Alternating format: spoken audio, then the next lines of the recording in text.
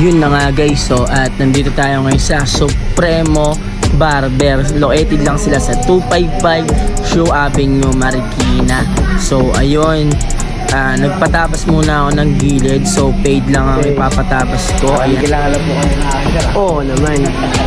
Pagkakatiwala ko sa iyo Boko, papi ha.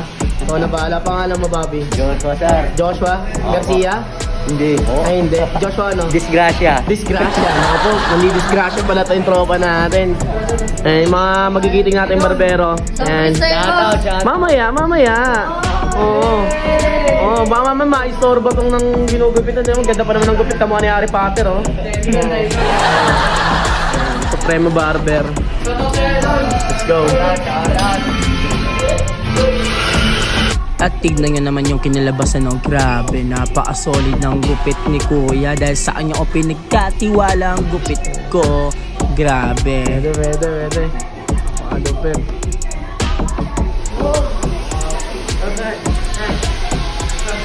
Ang isa parang kabansa, Manila Bay. Ang daming tinatamaan sa kanya, huwag yung babae kahit na gay. Pero gusto mo ba masabi mo rap kasi wala akong masay. Hindi mo maraming pinugupitan kasi kailangan maganda at komportable. Kasi dito ako sarap talaga sa Supremo pag nagdupit may libre pang masahe. Kasi dito sa pangarap, pangako at di ako naging maarte. Ako yung bata nila man na-diskarte pero alam mo na kung sino yung hari ng kalye. Maraming sila. Gupit kayo dito, sobrang solid dito. At sa wakas, naanap ko na rin yung nawawalan ng tatay ko. Kala ko kasi eminim yung tatay ko kaya si Francis Ken, pero hindi. Ngayon nalaman nito pa rin tatay ko si Carlito. Si Carlito, malapit pong bumayo. Hindi lang basta pag bumayo, pag gumawa talaga ng isang oras, meron na ata 20 anak to.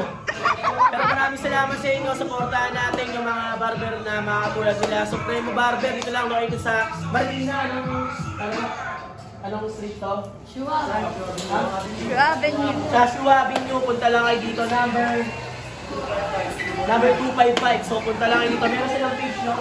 So sa mga gusto mag-DM, punta lang kayo sa Supremo Barber sa page nila sa Marikina. Yun lang, peace out. Thank you. Happy dyan naman.